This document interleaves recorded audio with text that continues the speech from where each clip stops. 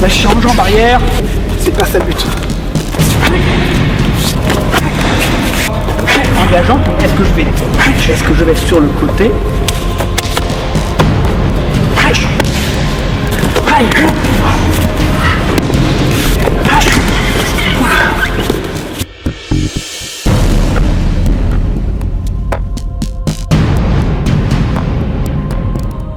Quand je fais ma frappe, est-ce que je suis à la bonne distance pour ne pas perdre mon équilibre et envoyer un maximum de puissance? Donc on va voir différents petits exercices pour travailler ça. Okay. D'abord en statique, parce que voilà, on commence par le CP et progressivement on bâtit le mur, après en dynamique et après on rajoute progressivement de l'incertitude et de l'intensité.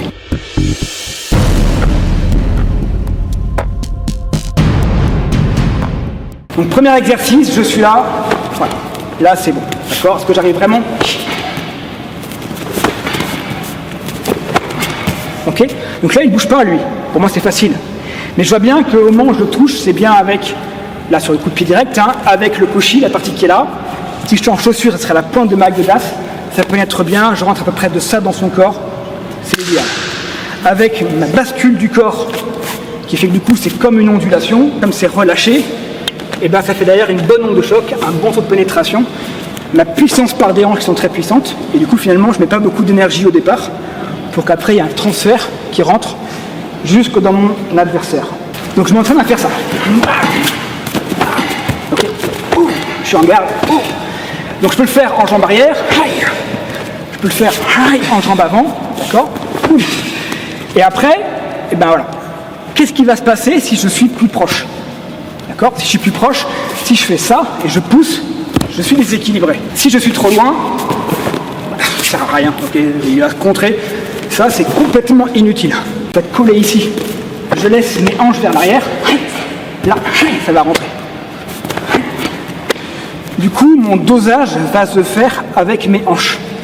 Je vais plus ou moins les passer. Là, je l'ai passé, un bon transfert de hanches. Mais je peux aussi rester très close combat.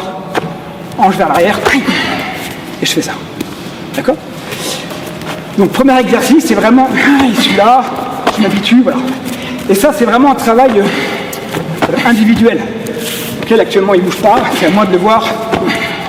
Et dites-vous, hein, après d'être en chaussure, je pénètre. Tout l'enjeu, c'est de ne pas le pousser, ça ne sert à rien. Ça sert à rien. Parce qu'en fait, ça va l'énerver, il va revenir sur vous. Ce que je veux, c'est le plier, que son corps fasse ça. Voilà. Et là, derrière, je pourrais, moi, enchaîner.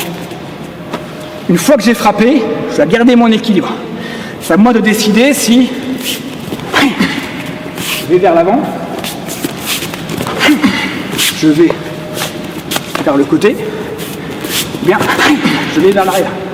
D'accord? C'est un travail de contrôle et de maîtrise. Donc la capacité à rentrer dans un corps, rencontrer mes résistances, pénétrer dedans et revenir en jaugeant où est-ce qu'on se retrouve. Le coup de pied écrasant dans la vie réelle, si on peut, hein, on le fait au niveau du genou. Soit ici, à l'intérieur, soit à l'extérieur, ligament croisé. Mais on peut faire également au niveau de l'aine. L'intérêt, c'est que là, on est en zone de motricité fine, c'est très précis. Quand il bouge, c'est pas évident à faire. Ça dépend que si c'est la jambe avant ou l'avant-jambe arrière. Jambe avant, c'est plutôt simple. Jambe arrière, c'est hyper dur. Et on peut faire la même technique en motricité lourde, c'est en travaillant au niveau de l'aine. Ok, ici. Et voilà, naturellement, il va se plier. C'est une zone de pliage. C'est exactement ce que je vais arriver à faire. Contrôler derrière. Donc là, pareil, exercice de base, statique. Je maintiens ma garde. Je m'entraîne à passer. Ok. Là, je suis en jambe arrière, également en jambe avant. Je m'habitue. Ok. Si je vois que je suis sur le bout de course, non, je me réadapte. Ok. Là, je suis bon. D'accord. D'un côté, de l'autre.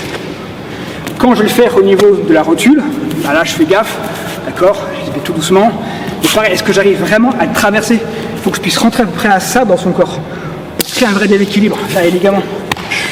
D'accord, d'un côté, ou bien si c'est ici, je fais ça extérieur, je travaille sur ça. Ok, ici, là, hop, en brillant, là également en brillant. J'évite de regarder là où je frappe, hein, c'est l'intérêt d'avoir un regard qui est complètement neutre, à 360. Et là, je frappe. Actuellement, c'est tactique. Et le dernier qu'on fait là, on préfère sur tous les coups de pied, c'est le coup de pied latéral. Coup de pied d'arrêt qui est extrêmement puissant. Là, l'idéal, c'est d'avoir son talon qui est au-dessus du niveau des pieds, parce que mon transfert de force, c'est vraiment toute ma hanche et l'ondulation passe bien. Si vous le faites avec le pied vers le haut, c'est uniquement la puissance de votre pied, et en plus c'est large, alors que là, ça rentre beaucoup plus. Comme un clou, Et votre clou, il est fin, votre marteau est relâché, le clou il rentre. Si vous allez en force sans relâchement de votre poignet, il n'y a pas vraiment d'onde de choc, et si votre clou c'est un truc en mousse, ça ne rentrera pas. Donc plus c'est petit, plus c'est pénétrant, mieux c'est.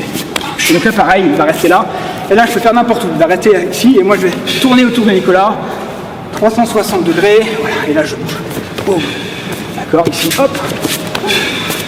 Si je suis un petit peu loin, je peux être un petit peu loin, je fais un petit pas chassé. Je frappe. Okay. On joue donc soit un petit pas chassé naturel, soit un petit rebond. Je m'entraîne je joue sur ça en fait. Et après voilà, actuellement il n'y a aucun enjeu, lui il ne bouge pas, il n'y a pas de stress du combat, il n'y a pas d'intensité, c'est pas ça le but. Ok, ici je peux le faire également au niveau de l'aine, comme tout à l'heure. Et c'est vraiment de transfert la force. Ok sur ça? Pied écrasant. Les gradés, on peut aussi rajouter un petit coup de pied ici. On peut se faire des petits plaisirs. Hop, celui-là, ok. Coup de pied vicieux du penchak. Nicolas, ça ne s'attendait pas. Voilà, les gradés, comme rajouter tout panel technique, on a commencé par les 3 de base. N'hésitez pas à vous faire plaisir. Ok, là, si vous mettez vos pieds comme ça, la cuisse va bloquer. Et si vous mettez le pied plié,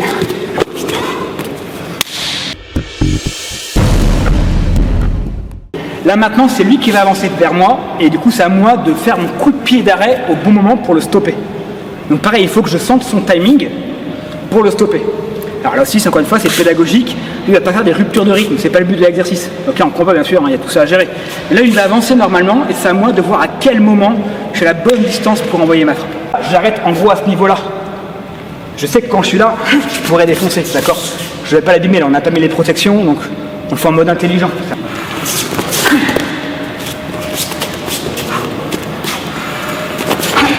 Donc soit en coup de pied direct, soit en coup de pied écrasant. D'accord? Donc sur les coups de pied écrasants, c'est pareil. Coup de pied écrasant, ça va le plier. Voilà. Donc l'intérêt de le faire davantage au niveau de l'aine, c'est que je ne vais pas me focaliser sur quelle jambe est devant. Parce que le coup de pied écrasant, l'idéal c'est de faire sur la jambe avant, plus en vrillant, on a une motricité fine.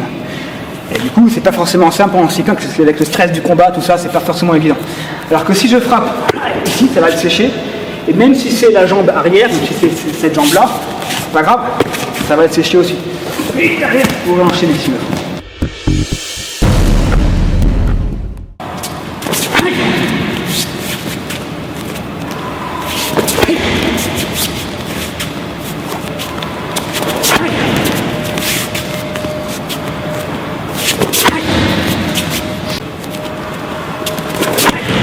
Le PAO est un petit peu large, et donc en termes de distance de combat, en fait on perd un petit peu. L'intérêt de cumuler les exercices pour avoir différentes sensations. Donc là, Benoît arrive vers moi.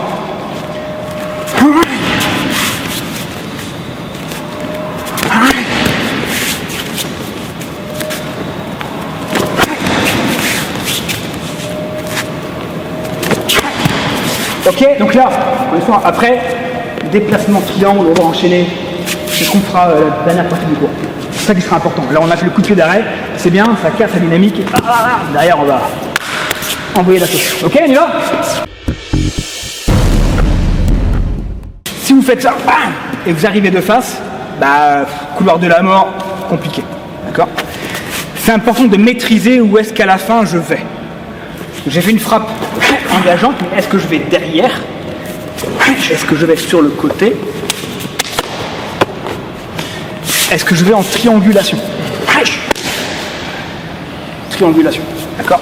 Donc tout ça, la triangulation, c'est ce qu'on va essayer de privilégier, d'accord? Je sors de l'axe central, le couloir de la mort de l'adversaire, je pars soit à 1h, soit à 11h, qui fait que pendant un petit laps de temps, qui est très court, hein, là, lui est un petit peu gêné, et moi je pourrais enchaîner. Donc là on va faire maintenant un exercice où on va combiner différentes distances de combat. Je commence par ma distance longue, je le sèche. Maintenant j'arrive à une distance qui est plus une distance de poing, distance qui est plus la distance des coudes, avant-bras, voire des coups de genoux. D'ailleurs je vais enchaîner. Ok. Première version, je suis là. Ok. Ça c'est intéressant. Si je le fais non pas avec celui-là, mais que c'est celui-là qui est en bas, je fais un switch, regarde. Vous voyez, c'est pareil. Soit je vais par ici, soit si je veux aller par ici, je pivote. Quand on fait cet exercice-là, où j'alterne le déplacement en triangle, c'est pareil. C'est effectivement, pédagogiquement, c'est pour s'habituer à aller d'un côté à l'autre. Donc aller soit à 11h, soit à 13h, en collant. Ok, c'est ce qu'on va essayer de faire. Mais globalement, mon switch il est là. Ok, je frappe ici, je vais frapper, je vais frapper. Petit rebond. Ok, le rebond donne un rythme au combat. Tout l'enjeu en fait, c'est que après une frappe, le combat n'est pas fini, hein, avec le stress, l'adrénaline, tout ça. Giller il est encore fort. J'ai réussi à sécher. Ça peut être aussi génital. Hein. C'est pas fini le combat, il faut que tant que j'évite de rentrer dans une logique de combat boxe, hein, c'est que je lâche plus, hein, j'ai 10 secondes pour être un peu sauvage, quoi. Donc on réduit progressivement la distance de combat. Ok. Là j'ai créé un déséquilibre, c'est bon. Dès que vous arrivez à prendre la structure, c'est bon. Hein. Là c'est ma petite vague. Ok, toujours pareil. Hein. Parce qu'on travaille souvent, hop. En cours, je le prends dans mon ondulation. Une fois qu'il est pris dans mon ondulation, donc il y en a plein de différentes. Voilà, c'est l'art martial est là. Le bourrin. L'art martial. De l'autre côté, c'est pareil.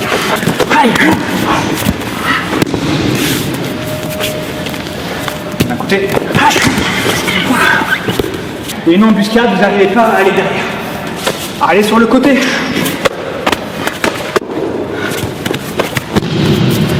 Ok. Vous devez aller derrière. Ah, je vais les louper. Hop. Et j'enchaîne maintenant.